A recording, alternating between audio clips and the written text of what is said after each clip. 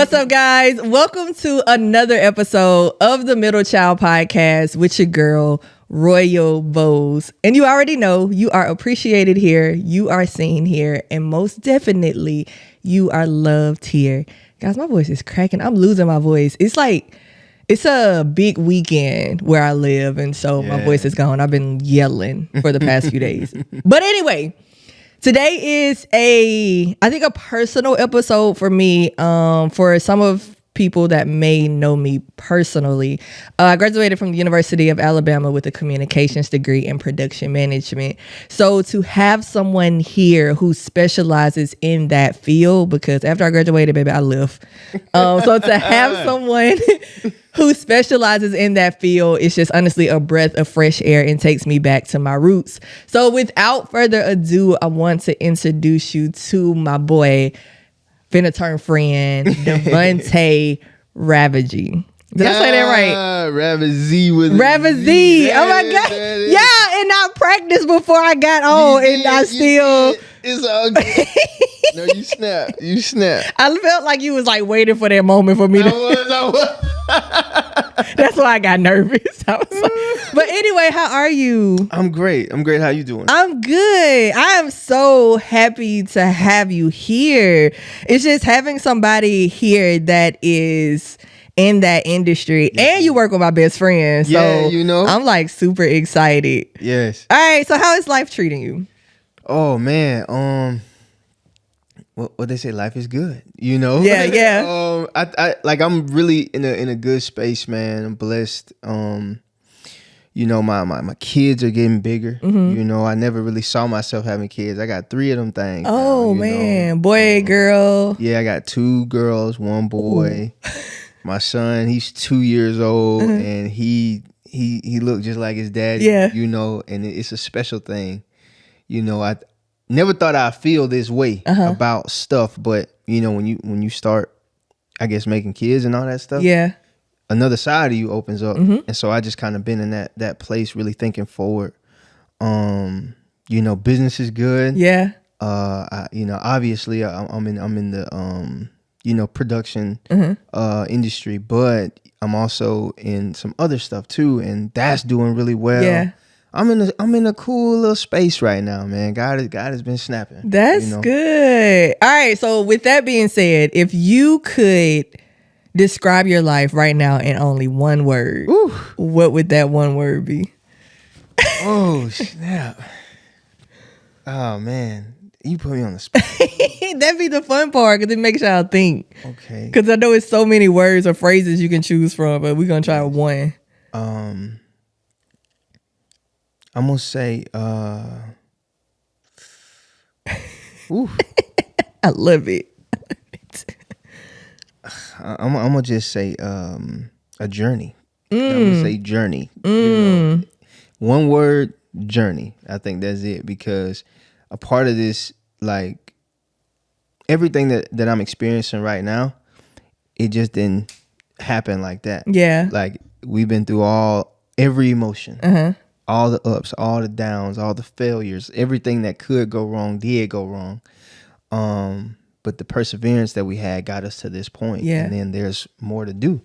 So I'm going to say journey. That's I'm nice. Gonna say journey. That is nice. I like that. I feel like I'm on a journey too. Oh, yeah. Yeah. I just discovered purpose. And really? So now it's just like, it's going so fast. Right. And so, but I also know that it's a marathon, not a sprint. Oh, yeah. But so I think my overthinking is forcing me to think about the slow moments. Like, so I'm not right now enjoying what's happening. Right. Because I'm too busy looking at, okay, what's going to go wrong? When is it going to go wrong? So, man, look, I'm with you. So I'm bad at not celebrating small wins. So, oh, man, you know what? And I'm the same way too. I was going to ask you, like, when you said purpose, what does that mean to you? Like what is that for you, since we just now discovering it? See, I like guests that ask me questions.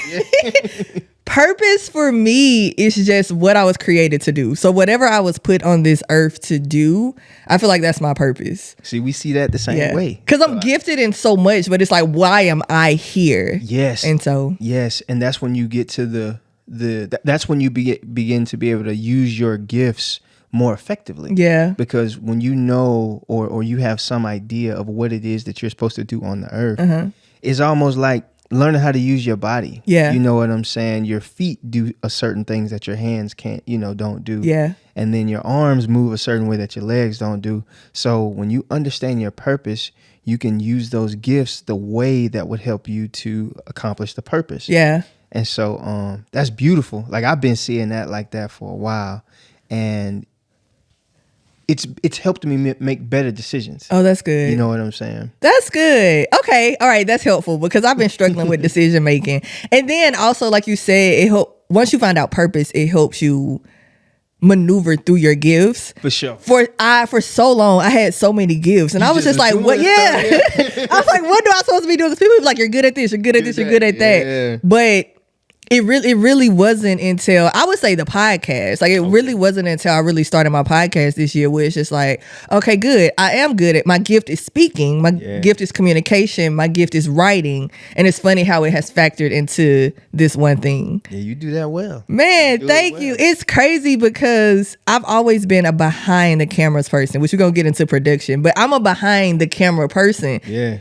Even when I modeled, granted I was in the front, but I wanted to be the person like, no, I want the models to walk this way, I want the models to walk that way. Yeah. And so it feels different being in front of the camera. Really? How?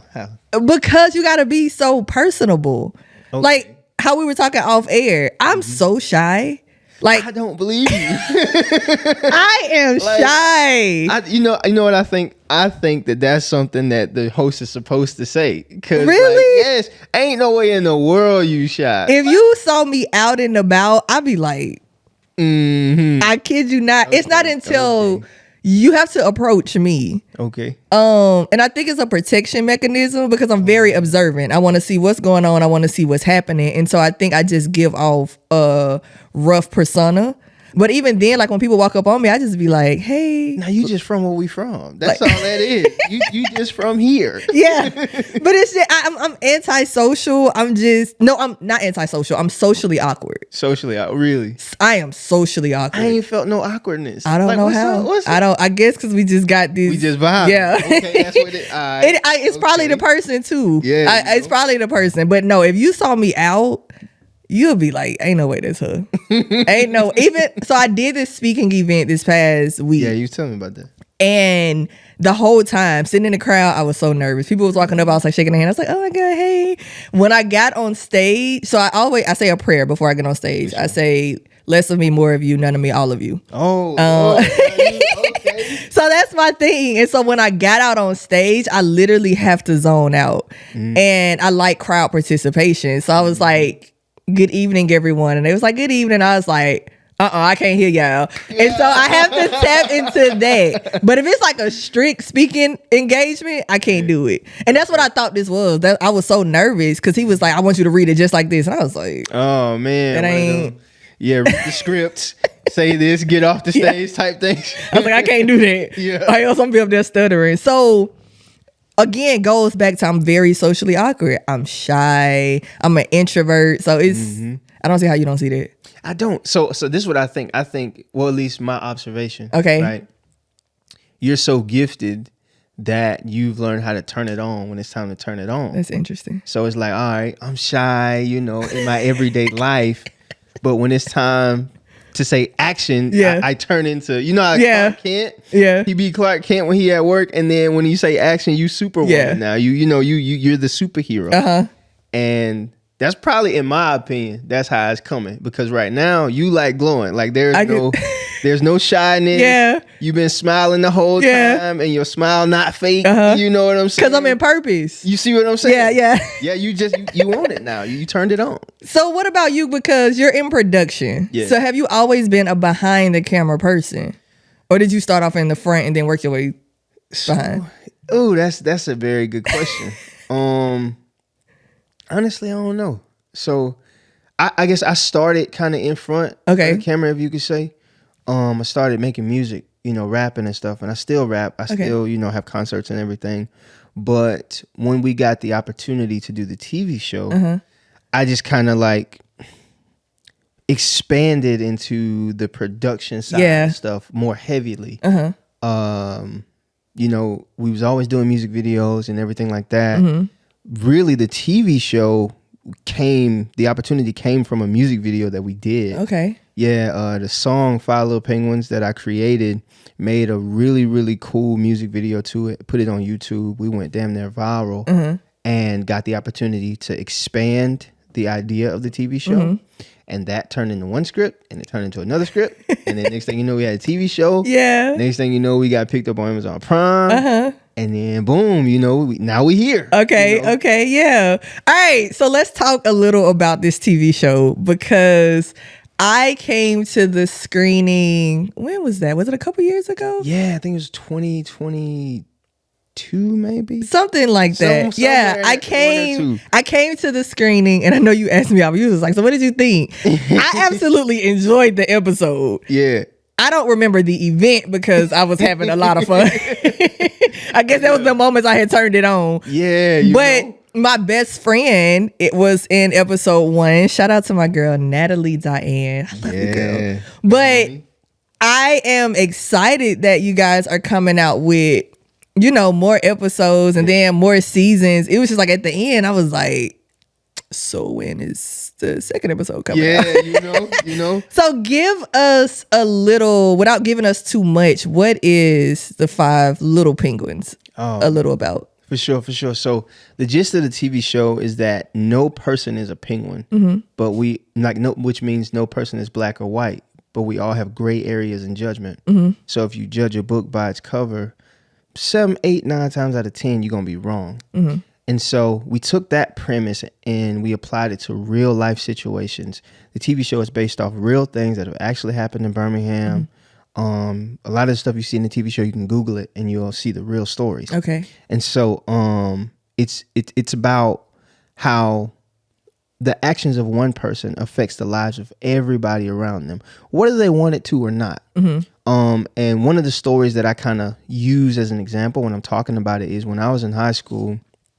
I went to Irwin High School, and it transferred over to Centerpoint High School. I graduated from Centerpoint. Okay. When I was in like the 10th grade, it was a group of dudes who always used to rob the Domino's on the Parkway all the time. It got so bad that they used to hit the delivery dude when he was out. Like, it was bad, bro. They used to rob that joint. So obviously, what ended up happening is it happened in sequence. Like, at first, the Domino's began to close early so they could kind of, not get robbed. Eventually, the whole Domino's just closed down, right? And there was no more Domino's. But it went a step further. Because of what these young men, were deciding to do, rob these people, no pizza place within like a 15-mile radius will deliver to certain zip codes. If your zip code is 35215, they will not deliver pizza to your area. Interesting. And so what this small group of kids did affected everybody's lives in the entire zip code. Right. And so that's just a minimal example of how our decisions affects everybody. We talk about some real serious stuff in the TV show. And so I'm just thankful that we've kind of got this opportunity. People have kind of compared the TV show to like All American or Power, but based in the South. And so I'm just excited. That's amazing. I'm excited too because I'm ready to see another episode. Yeah, so even with that, right? So when we first got picked up, it was just that wasn't even the plan, right? It's a long story. Yeah. So like, how much time do we got? We got enough. We got enough because I'm excited. I'm over here like yeah. So check. So we were filming the TV show. And we just kind of had so many things come up against us. When we were filming, my grandmother got shot. Some dudes. Long story, I can't get into much of it, but she got shot, man, and got shot 3 times. Ended up having to go to the hospital and survived. Everything was good. Had a whole bunch of family drama behind that situation. Had to figure some stuff out, do some stuff. And then right around that time when we were filming, our sound engineer had a house fire. While he was doing some stuff, he had our hard drives at his house because he had a studio in his house. his house burns down completely. His roof caves in, like total loss. We lose the entire TV show. Oh, wow. And it was crazy because when we sent what we had to the distributors, and Amazon Prime ended up liking it. Yeah. You know, and we got picked up, but right when we got picked up, we didn't have the TV show anymore. So we had I spent tons of money trying to recover some of that footage off these hard drives and stuff like that, and ended up only being able to recover about 2 episodes worth of footage. Really, 1 episode, 26 minutes. So we split that 1 episode into 2 episodes, and Amazon Prime fooled with it. Yeah. And they was like, man, we'll put you out and we'll allow you to refilm all that stuff that you lost. So they put it out, and then we've just been working to refilm all that stuff. And now what's getting ready to come out, it'll say season 2, but it's really everything that we lost from season 1. Oh, wow. And so now that's just we finished doing all that stuff. You know, a few people a part of the project passed away. You know, some due to violence, some due to other stuff. And it's just been like that's why I say a journey. It's been so up and so down, but just choosing to continue is the reason why we're in the place. And I think that is perseverance. Oh yeah, people have to understand, especially when you're putting out a masterpiece or a nice work of art, you're going to come up against so many different obstacles. Granted, some that we don't want, absolutely, of course, because grandma being shot is just, that puts you in a different headspace. Man, what? That puts you in you be like, I'm finna forget all this at this point. Man, look. If I could tell you the truth, we on camera here, so I think this could be a testimony. So boom, you know, grandma gets shot, man. We have to deal with the police department. We have to deal with all this stuff. And this was because of the show? No. Okay. Because of the show. It was,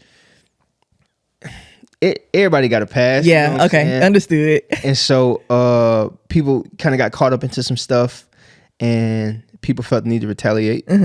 And that's kind of what happened, apparently. And so what ends up happening is we made reports, right? Kind of told people, you know, what was going on. My aunt, actually, at the time when my grandma got shot, she was pleading with me and my cousins to, you know, keep it chill. Don't do nothing retarded. So dang, I ain't finna get in trouble on this bad. No, of course not. But basically, we found the information that we needed to find, and Holy Spirit spoke to me, and He was like, "Man, just give it to Him." You know what I'm saying? Ended up having a meeting with some people and said, "Hey, we just gonna chill." And a lot of folks was upset at me, people concerned in that situation, but we chilled.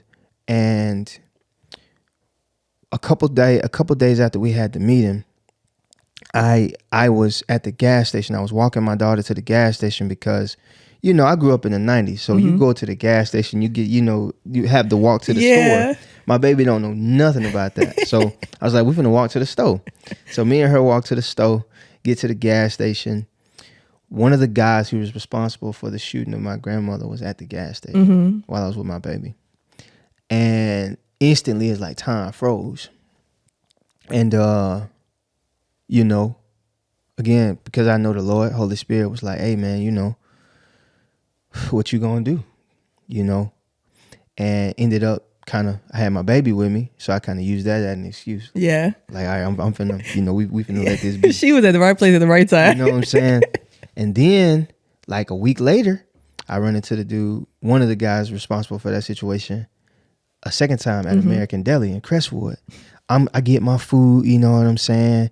I'm walking out of the American Deli. As I'm walking out, he's walking in. Yeah. And he holds the door open for me to walk out. Now, mind you, he doesn't, oh, my bad. No, he doesn't know who I am. Yeah. But I know everything about him. Like, I know where his girlfriends stay. I know who his baby mama's sleeping with. Yeah. I know where his mom stay. I know the car he was driving. Like, we know all of this information. And it's like, at that moment, everything that I kind of knew about the Lord was put on trial. Yeah. It was put on test. So I go to my car. He holds the door open for me. I look at him in his eyes. I'm standing there. And I just walk past. I go sit in my car. And I sit down, man. I sit down in the car. And I'm watching him get his food. I'm just watching him for 15 minutes. I count every minute. And you see, me and my family members, we share locations. So I see that one of my cousins is right around the corner. Mm-hmm. So I'm like, man, I can call my cousin. They can go down right here.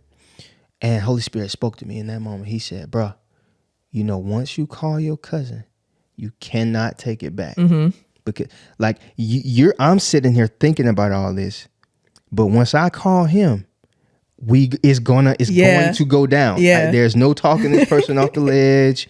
If you tell him that this man is standing right in front of you, he see your location, he's coming to where you at, it's going down. And I began to like cry dry tears. It was like a cry that didn't have no tears. Yeah. It just hurt real bad. And I didn't want to eat my food no more, man. Yeah. Like, I was like, bruh. And I started to get upset at God. Yeah. Like, not only did this man is responsible for shooting my grandmama, why am I running into this nigga? Like he going to get chicken like everything. Like everything okay. Like, bruh. Yeah. And so I sit in that car, man, and had that experience. And then I just kind of give it to God. Me and God are arguing for like a month after that. And late like after that month of me and God arguing, that's when we got picked up on Amazon Prime. Yeah. And I believe the Spirit began to minister to me like, man, if y'all had got picked up on Amazon Prime and y'all did what y'all wanted to do, you niggas would be in jail right now. So it wouldn't be no season 2, season 3. You know what I'm saying? And so, and then God actually took care of that situation. One of the people who was responsible for shooting my grandmother, he died. Somebody killed him. And immediately when I got the news that, my folks hit me, it was like, hey bro, woo, got hit. Yeah. So first thought was, you reap what you sow. All that. And then second thought came saying that, okay, this person shot your grandmother and he got what came to him. So now the person who shot him, what's going to happen to him? Yeah. And then the person who does something to him, what's going to happen to him? Yeah. And the TV show just kind of got even more bigger in my mind because we're seeing the commonplace cataclysms that plague our community. And these are the things that the show addresses. And so now when we go places and people are seeing this TV show, there's actual real sufferings, real things attached to that. And it's much more than just a TV show. Yeah. And so that's kind of like the whole testimony of, all right, why this means so much, not just to me, but to a whole lot of people. Yeah, my mind over here is just like, I've been trying to hold in so sorry, much. No, because it just goes back to like your first comment where you was like, one action affects so many people. Yes. You making a decision to call your cousin, or even the decision of like when you were with your daughter and all of that, like that could have caused a ripple effect of so many different things, and not just changing the lives of people in your family, but your cast members, people who are relying on you to feed their families and stuff like that. So it's amazing how that ripple effect could have happened. Yeah. The other thing is I wanted to ask was, does it feel, so for me, if I do an episode and then I watch it and I'm just like, no, this needs to be better, the cuts isn't right, I bring the person back the second time and it's like the second episode is much more powerful than the first. Was that for you when you were recording the second go round? Oh yeah, for sure. Okay. For sure. Because we learned, we learned from past mistakes. We learned new things. We had to get an ample amount of storage because like we had our hard drives crashed twice. So we got like a whole a storage tower, so we can have everything and the footage doesn't corrupt and all that stuff like that. So we definitely learned new tricks. We bought more equipment. Tactics in editing began to change. So yeah, like, people will definitely see a major difference between season 1 and season 2. That's what's up. Another part that I want to touch on, because it's starting to come back as you're talking. Yeah. Another part I want to touch on is I like your transparency about being upset with God. Oh, yeah. I think a lot of people don't understand like that is okay. Oh, yeah. Because he puts you in that. He's just like, what you gonna do? Yeah. Are you gonna trust me to do it? Or are you gonna handle it in your own hands? And even when you be like, okay, I trust you, what's taking you so long? Like, why is your revenge taking so long? And so I feel like it's relatable to tell people, like, yeah, I was upset. Like, I wasn't talking to this man for real. We arguing for a month straight. Yeah, man, even longer than that. Because check this out. So between us and these cameras, right? You know, the information that we found out about the culprits, Auntie and them was like, man, y'all don't do nothing stupid. Gave it to my auntie. Auntie and them gave it to the police department. Police department didn't do nothing. Didn't do nothing. So at that moment, we felt vindicated. We were like, bro, nigga, we know where this man live. Yeah. Like, we finna go. Yeah. You know? And if it wasn't for the Holy Spirit and niggas listening, because there's been times when God told me stuff and I didn't listen. You know? And so me listening took me through so many emotions. I felt less of a man. Like how you let somebody shoot your grandmama and you know where he stay and you know where he at and you don't do nothing. Yeah. Will you protect your family if all this stuff? Like like I begin to ask myself so many questions. Yeah. And then, you know, I begin to think about, you know, what is my relationship with God founded on? I begin to ask myself about instances in the church where I experienced bad things and all of this stuff. And then started questioning my theology, started, you know, just doing all of that, man.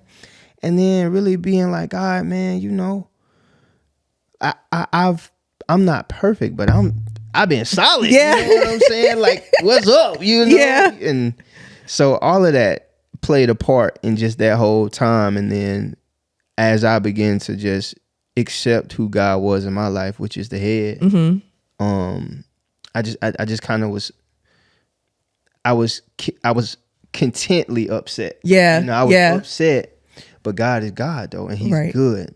And he says that he knows the thoughts that he has for us, thoughts of good and not evil, to give us expected end and hope for the future. So if his thoughts for us are good, then I can rest in that. But then I'm like, God, you know, your thoughts good. What's up? Grandma got 3 holes in her, bro. Like, come on, dog. Yeah. And then when you go see the house, it's like they tried to chop the house down with the gun. Like, it's like, bro, come on, cuz. And then if I get into the details on how a lot of this stuff was handled, it's just like, bro. Yeah, I do want to say I have 2 things. The one just slipped me, but one is you remind me so much of David and Saul in the Bible. Yeah. Because it was a time where David was in the cave, literally standing over Saul. And the next morning, he had like his clothes in his hand, and he was like, I literally could have killed you last night. You know? Like, I could have. Yeah, and like at the restaurant, like you literally right by old dude, and he don't even know who you are. Like, I'm talking about, I know who this man baby mama sleeping with. Yeah. Come on, like... That's interesting. Another thing, now I remember, the other thing is that says a lot about who you are as a person, like your leadership. For you to even make a call and people respect it, that only not just is something about that part of life, but just you as a producer, you as a director. So you've carried that gift with you, it sounds like, for just so long, and you were able to put it in the right places at the right time. Thank you. You know, it's the Lord, man. Yeah. And I was raised by, you know, leaders. Yeah. Maybe not the right type of leaders, but I was raised by people who commanded respect, who poured back into people. Like my father is one of them, you know. Kevin Ravizee, man, like he one of them ones. Yeah. And seeing how people in the community respected my daddy, knew who to come to when it was time to get stuff done. You know what I'm saying? Just Newton, like he would make people Christmas happen. You know what I'm saying? Like your baby needed some toys and stuff for Christmas. He'll go in Walmart and shut it down. Yeah. You know, to let you be that man in your house for your babies for Christmas. And seeing that type of stuff kind of built that up in me. And I just took that out into, you know, the world. Yeah. And you know. That's what's up. I'm over here like, yeah, this episode gonna be long, probably. Yeah, look, I got time, baby. I want to take a moment and give your dad, Mr. Ravizee. I said it right this time. Yes. I want to take a moment and say thank you to you. Thank you to him, because for so many, I feel like Black men, Black fathers get a bad rap. Yeah. And so I want to say, I'm gonna talk to the camera. Hopefully you watch it. I want to say thank you to you for staying. I'm a daddy's girl. Ooh. And so, yeah, I'm a daddy's girl. And so I just salute, especially Black men, but men in general who stay. Yes. Like you stay for your family. You do whatever it is to stay in your kids' lives. Like that just speaks so many volumes to me, especially when we just look in our community and it's just, a lot of them just disappear. Now, reason I don't know, I don't have kids, but for the ones that stay, I just want to salute you guys. So thank you. And see, my daddy and my mama, man, you know, I want to give her flowers too. But my mama and my daddy, they was 14 years old when they had me. And so, you know, my dad dropped out of school the first day of 9th grade. Like he ain't got no high school education and stuff like that. But he was able to provide for a family, like still does. You know what I'm saying? And I think that that's something to speak about his character, because he had way less tools than I had, and he was able to do some awesome things. Yeah. And so for me, in my mind, it's like with the things that I have, I should be able to rule the world almost. Yeah. Because if he was able to have that much respect, have that much ingenuity, make some things happen, it ain't nothing that's holding me back. Right. You know, because at least I graduated high school. You know what I'm saying? And so, Okay, cool.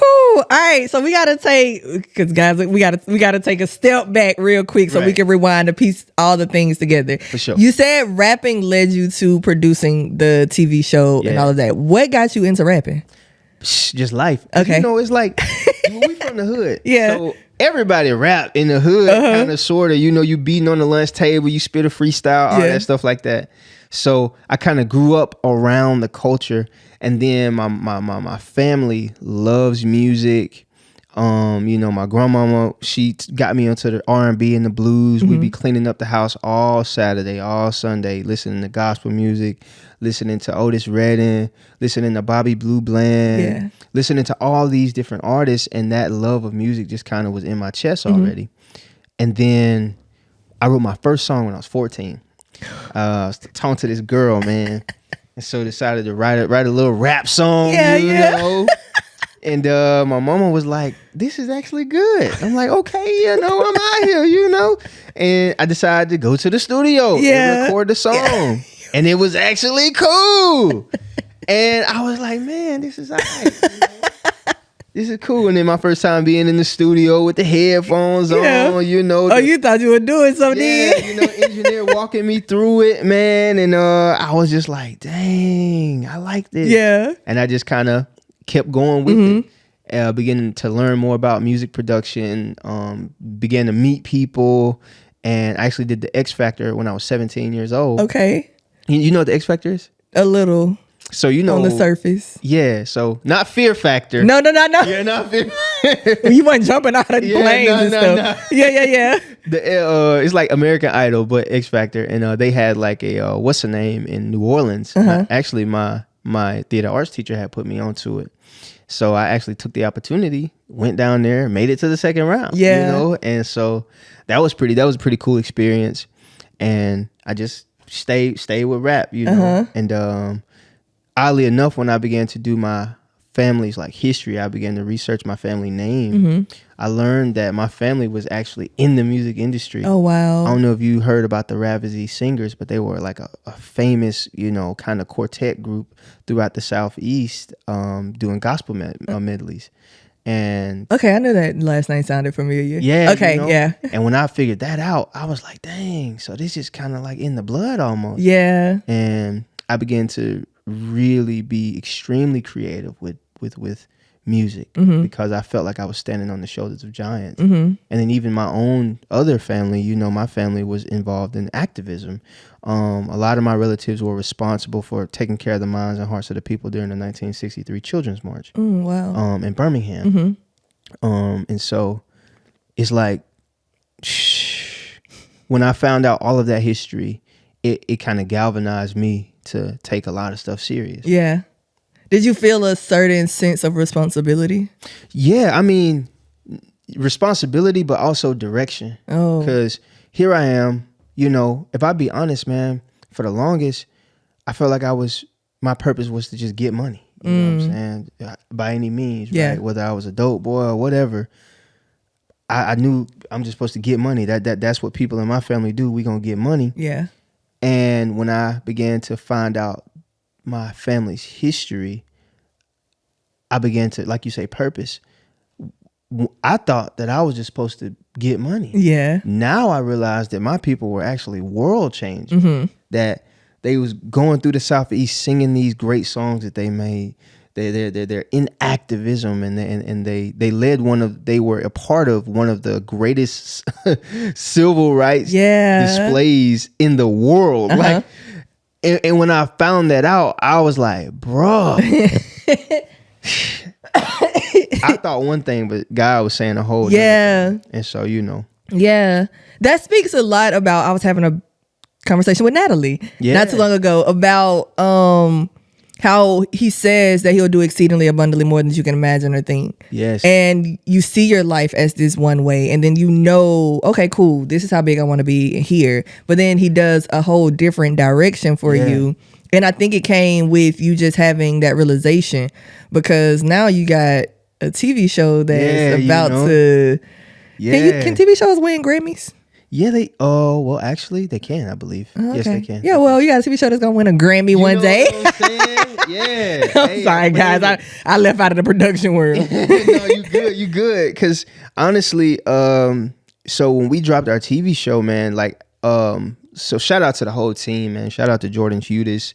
He's a cinematographer. Deshaun Motley, cinematographer. Pierre Crawford, he's a cinematographer. Okay. My guy Caleb Maxey. But everybody who's had a hand in the TV show. Yeah. We have over 40 cast members, but our production team is 5 members strong.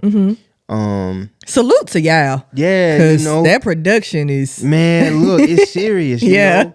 And it gave me a even more respect for the game, because so it let me see why it be taking 2 years in between movie. Like when a movie comes out, it be almost 2 or 3 years before you see part 2 come out, and it's because that production takes so long. And then there's so many things that you gotta kind of pay attention to in the meantime, in between time.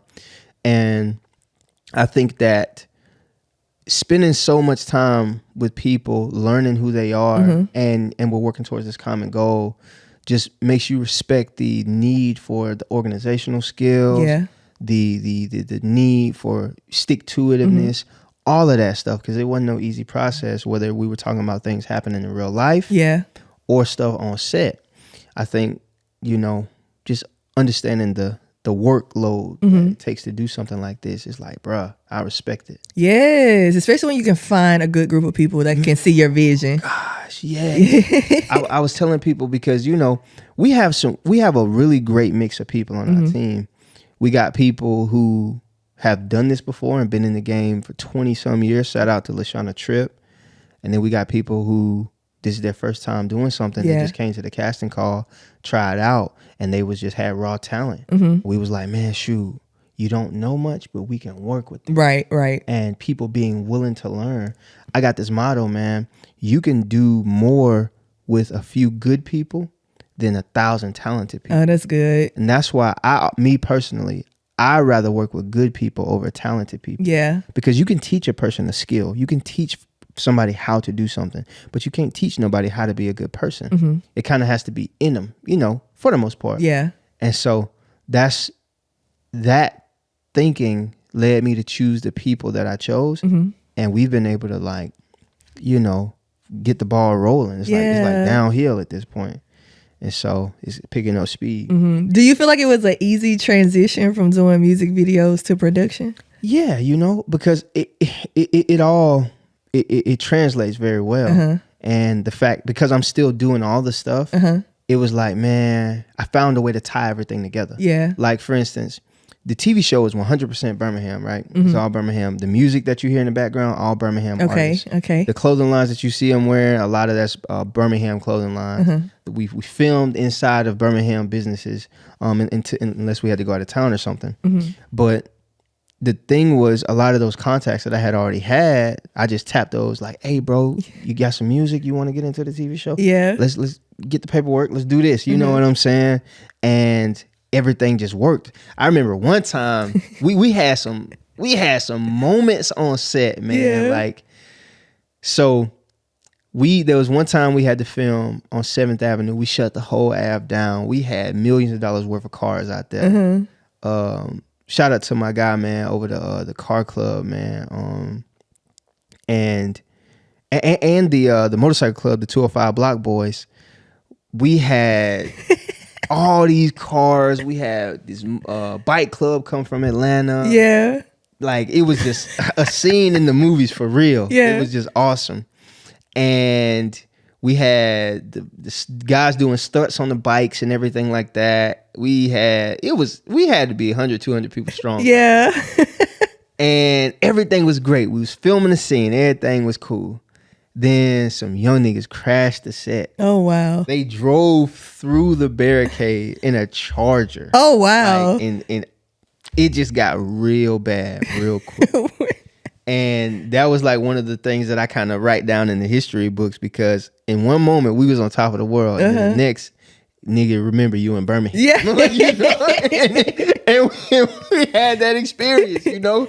And so I think that because of kind of how dug in people be kind of in the community and stuff, you know, for me, it was an easy transition. It wasn't hard.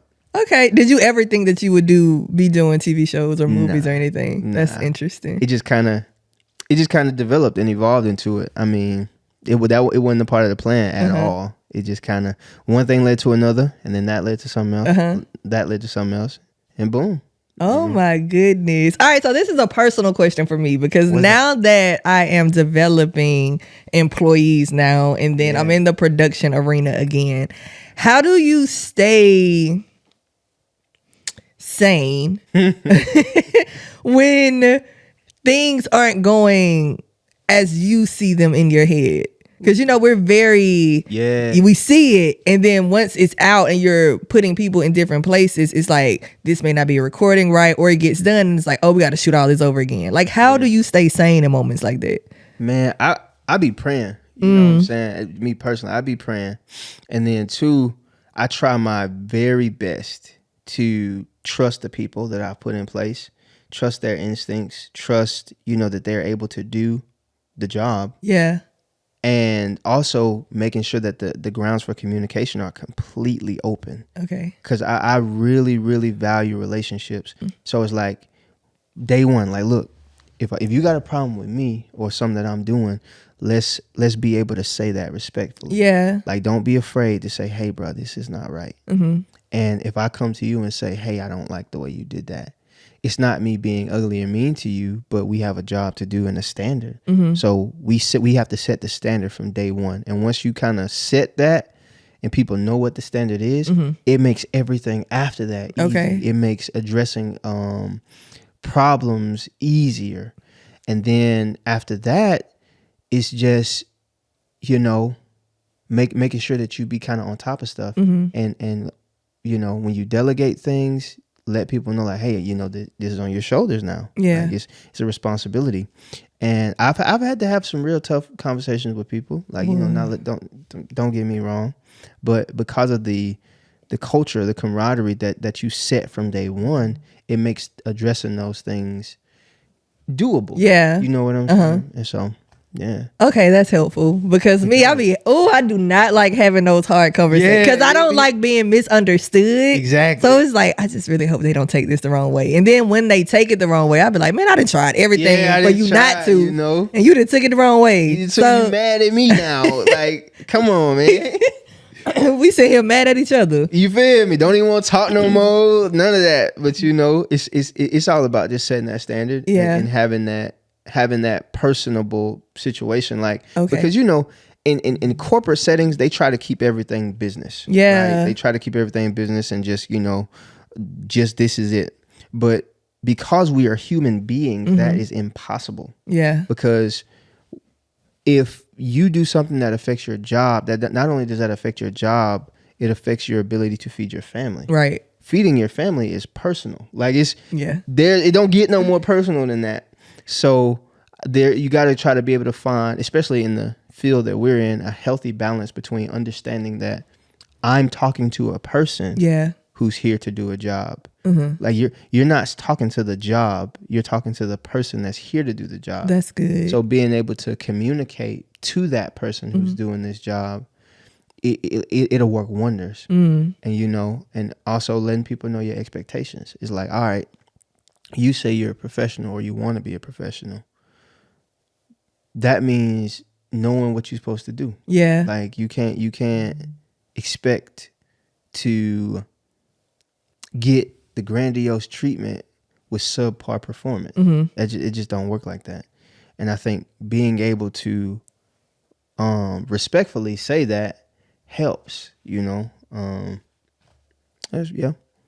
That's helpful because I'm It learning. get real. I could give you some examples, but I don't want nobody because see, I'm being texted right now. Right. And so I'm like, man, It's those moments. Yeah. Goodness. Okay. All right. So But we got time though. We ain't got No. I'm not rushing because my mind is going a million miles per minute. If you could go back and tell your younger self one thing, what would that be? I was actually thinking about this the other day. Because I'm like walking through the house, just thinking about my life, thinking about things that I've done and how it shook out for me. Yeah. I didn't think that I would kind of be doing some of the things that I'm doing. I always kind of knew, not that I was destined for greatness, but that I wanted to do something and I wanted to be something because my parents put that in me. If I go back and tell my younger self, man, just to do the very best you can at everything you do. Don't half-ass nothing. And I don't, but I can distinctly remember a time. See, I wrestled in high school and I had college scholarships for wrestling. I didn't accept them because, I didn't accept one, chasing behind some girl, thinking I was in love, ended up losing my scholarship. It's crazy, bro. I think about that junk like, man, if I had left, I just wish I could rewind the clock and take that opportunity. Oh my goodness! But then we wouldn't have the 5 little penguins. Right. You feel what I'm saying? Everything happened for a reason. But if she sees this, I'm over it. Yeah. Because look, bro, real talk. Yeah. I let my scholarship go. 3 months after I let my scholarship go, we broke up. So I'm like, bro, I could have took it. Yeah, I'm at the crib just sad. Just sad. But it is what it is. Yeah. Man. I'm blessed and in a better place now. Yeah. So, yeah, man. But if I could go back to my younger self, I would just tell him that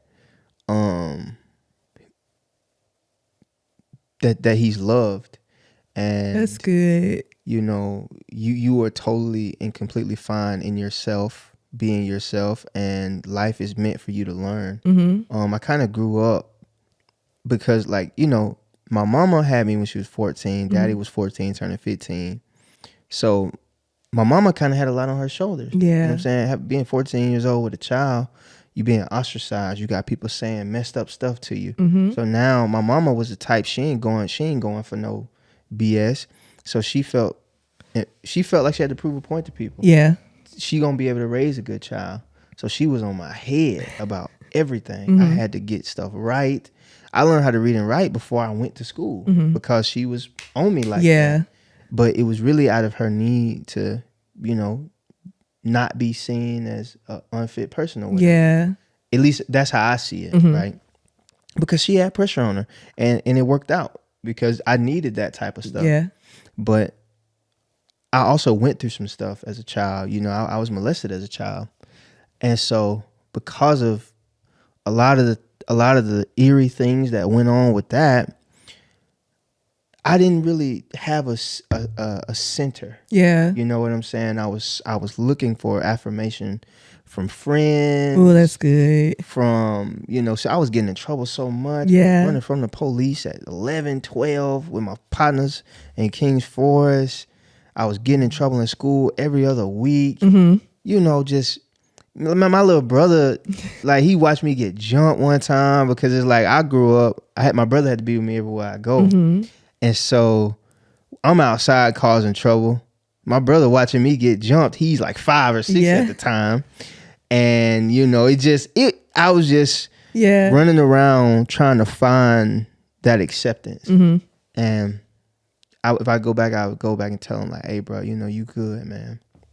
You good. And a lot of the things that happened to you was not in your desire or in your control. You know what I'm saying? And shoot, you live to fight another day. Yeah, that's so good. And I like that. I go by this saying, it wasn't your fault, but it's your responsibility. I like that you took the responsibility to make a change. Or I don't even want to say a change. You took it and you worked it for a better good. And so I salute you for that. Oh, thank you. No thank you. problem. Because I realized, I was a good kid. I was raised very well. I wasn't, bad or nothing. I was searching. Yeah. And upon searching, I think even when I was running around as a child, the Lord was looking out. Yeah. A lot of stuff could have turned out way worse than it did. I'm talking about way worse than it did. Ooh, because I remember it was one time I was in the office with my mama, my daddy, and the principal. And my mama, God bless her heart, she was coming down to that school so frequently. Boy, God, you taking me back. Yeah. Because I had seen so much growing up. Like, man, I remember police had raided our house, and took my daddy to jail in the morning. When the police left my house, taking my daddy to jail, I still had to catch the bus to go to school. Because CPS, you miss too many days, somebody gonna get in trouble. Yeah. So it was like I ain't even really have the chance to assess that thing. Police, so I'm up in the morning, police beating on the door. I wake up first because I know I got to go to school in the morning. I open the door, they bust through the door with guns. Yeah. The first time I had a gun in my face, it's the police in a ski mask. Oh, wow. Put the gun in my face. Yeah. I'm a kid. Yeah. And so it's like, I ain't even had the opportunity to process that. And so, yeah. Shout out to Mom. Mom, we thank you for keeping your foot on his neck. Right. She had to. Yeah. She lived a life too. Yeah. She come up 14. My mama, anybody tell her, she said that they lived in every projects in Birmingham. Every last one of the projects they lived in them, and so she's seen her fair share of hardship. And she made it her mission not to kind of subject her kids to that same type of life, which again, that speaks to a broader issue about, I believe, the Black experience in America, which we'll be talking all day about that. I'm in a lot of things. Yeah. That means we got to get you back in the new studio. Oh yeah. Yeah, because that was more laid back. So then you will really be able to just. Yeah. Okay. So I'm supposed to be proper. I'm supposed to be. No. Be up here like this. Not at all. No, you're good. Not at all. It's just with that one. It's more, I want to give people a more, like, we're relaxed now. Yeah. But there, I want it to be, like, if you want to have, like, you want to drink water, or you want to have you a little drink while we're having a conversation, I want it to be, like, super show laid back. So that's what's up. I salute your journey. Yes. I grew up very, as you can tell, sheltered. Yeah. And so I didn't see the other side of life as often until I started driving. And then that's when I was dating people who, were in that world. And you want to know something? Yeah. Oddly enough, I felt my mama and the people around me, they felt like I was sheltered too, which I was. Yeah. Kind of like the brunt of things that I could have seen because of the life that we was living, I didn't see a lot of it. But it's like proximity. the closer you are to it, you can't help but see it. Yeah. No matter how much your parents try to shield your eyes from it, no matter how much they try not to involve you in things, you gon' see it because not only is it in your house, it's right outside your door. Yeah. You go outside and you see it. You know what I'm saying? You in an apartment complex and man, it was bro. You finna tell us all the secrets. All the tea, but you know, it's fiends who knew me by name. Oh, like, wow. You know what I'm saying? Yeah. So my family name, because of the neighborhood we lived in and all the stuff that's going on, you got fiends walking around. All that stuff like that. My family name was Superman. It was fiends walking around. Hey, what's up, Superman? You know? Yeah. So it's like, ain't no way you could not see it. Yeah. And so I think that even though, again, my parents, they did keep me from a lot of this, the BS that was going on outside, because we were where we were. Yeah. It wasn't like you couldn't not see it. You Right. could not get into it. Then I go to school, niggas getting slapped in blood. You know what I'm saying? And all that stuff like that, man. So, you know. That's what's up. Oh my goodness, guys! I want to keep going, but I have to wrap it up. My operations manager is telling me to wrap it up. Okay, but no, you're definitely coming back. Okay, for sure. You have no choice but to come back. It's just I feel like the conversation is just so edifying for all spectrums, every avenue of life. Yeah. So yeah, we definitely got to have you back. But I got to ask you one question, which I feel like I already know the answer to. What's up? I can't have a middle child podcast without asking, are you the middle child? No, I'm not. I'm the oldest. You're the oldest. Yeah. That's what's up. All right, okay. So guys, as you know, Five Little Penguins is coming out with more footage. I'm so excited. Are we going to have another screening? Yes, we are. Oh my goodness, I'm so excited. See, the second one's going to be bigger and better. We're going to try to keep the drinks to a minimum so you can remember the night. You know, we don't have to let the bar that was in my close crazy early. day. You know what I'm saying? We gonna vibe out real nice. I was like on the second or third row. I don't know. I got a picture. I gotta find it. But okay, so for people who want to attend the screening, just kind of want to follow your journey, keep up with all the updates, what are some ways that they can get in contact with you? Yes, you guys can find us all over everywhere. If you type in 5 LIL Penguins, that's number 5 LIL Penguins. If you type that in Google, it's gonna come up. That's just the easiest way. But you can find us on Facebook, Instagram. We have a website, ravizeenation.com. That's RAVIZEE nation.com. Yeah.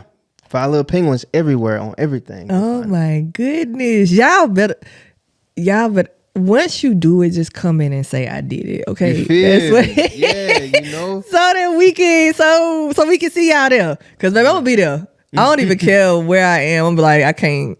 Yeah. That day booked. Right. And so for the premiere, because last time we packed out the Birmingham Arts Museum. We're gonna do it there again. You're gonna see billboards kind of all around the town. Check us out. Be looking on the news, the radio stations. Just kind of keep your ears out for 5 Little Penguins, and they'll let you know how you can attend the premiere. Okay. And we got t-shirts coming and all that stuff, merch. So just be ready. Oh, this is gonna be exciting. I'm excited and my best friend in it. Yeah, so I am. Bro, she fired. She fired. That's that is my girl. I was like, girl, I get to go to a premiere. Yeah, you know. Is it gonna be like it's black and white suit and tie? Is that what it's called? Yeah. So last time we had a gala. Now, okay. Just let me. I know I'm probably jumping the gun, but I was just curious. Good, okay. Good. Because when we had the first gala, I didn't know what a gala was. Yeah. I just agreed to do the gala, but I didn't know what I was doing. Yeah. I didn't know you had to have certain things happening. Yeah. And so, but it still was magnificent though. So this time we're gonna have another gala. Okay. You know, we're gonna have to put your best on. Yeah. It's gonna be a night of the stars. Y'all come out with your clothes on. It's gonna be awesome. And there's gonna be a lot more festivities to kind of take part in, even though we had a bunch of stuff, but at least like from the stage perspective and people raising money and all that stuff. I didn't know you were supposed to be raising money, but it helps the vision. You know what I'm saying? It helps the vision. And so I was like, dang, I could have made some bread. Yeah. But, you know, because we've spent a lot of bread absolutely on this. And so They don't tell you how much the dream costs either. They don't. They do tell you not, that. They don't tell and you not that. just financial, just mental, emotional, Yes. and all of that. Yes. Okay, I'm excited. Throw my name in the hat to host the new red carpet or something. Ooh. Yeah, you got to throw my name in the hat I along with all your other people. Ooh, hey, the way this vibe is going, Yeah. it might already be in stock. Oh, It might cool. already All right. So before we go, is there anything that you would like to tell people who, just any advice that you would just give anybody? be. Oh man. If I could give advice to anybody, I would say seek God. Because if you're not saved, if you don't go to church or anything like that, because I realized that my relationship with God was literally the start of the things that I really wanted in life. It wasn't until then that I knew what would satisfy me, or had an inkling of what would satisfy me, or I began to unearth all this stuff. If it wasn't just for me having a relationship with the Lord, the peace that I have, the center that I have, and even when I get off center, I have a reference point to go back to when stuff get off kilter, because it get weird. Yes. Like, I own about 3 or 4 businesses, and in one of them we having some real conversations because somebody did something they weren't supposed to do, and then it cost people a lot of money. Yeah. And so when all this stuff is kind of going mayhem, going crazy, I know where I can go back to, which is Yeshua, which is at the feet of Jesus, and he helps me kind of realign. And so I'm telling you, bro, God has, like, he created you. He has your purpose. He knows what you're here to be on the earth for. And going after that purpose is literally the only thing that'll satisfy you. Yeah. Not the money, not the cars, not the jewelry, not none of that stuff. Yeah. Being with him is where you're going to get that fulfillment at. And so that's the advice I got. Go to the Lord. You know what I'm saying? I'm over here finna cry. You know what I'm saying? I'm over here finna cry. Yeah. Yeah, because you have to go to the creator because you're the creation. Like, the thing that created you, or the person that created you, is who comes back. It's like he leads you. Yeah, like a toy. You take it, you send it back to the manufacturer when it breaks. You don't take it to your. That's why you be preaching. Okay, on here on the Middle Child Podcast. All right, give us your credentials one more time for them to follow you, because I know we took the conversation a whole different way. So just in case they short term, what is it? Follow Penguins. No, not that. Just in case they forget easy, because that's me. Yes, got you. So the number 5, LIL Penguins, that's PENGUINS. That's on Instagram, that's on Facebook, that's on Google. You go to Amazon Prime and you type it in, it'll come up. You can go to the website, Ravizee Nation. That's RAVIZEE Nation. You'll be able to check out music. You'll be able to order your t-shirts, your merch, be able to check everything out. And my name is Devonta Ravizee. So if you type me in, you'll find me. Okay. Okay, on Facebook and all of that. Yeah. Bet. All right, guys. Thank you again for watching another episode of the Middle Child Podcast with me, Royal Bowes, and of course my amazing guest, Devonta Ravizee. I said it right this time. Yes. Look at me. Eastside, baby. Yeah. And until next time, always remember that you are appreciated here, you are seen here, and most definitely you are loved here. Until next time, have an amazing day. Peace. Eastside. Yes.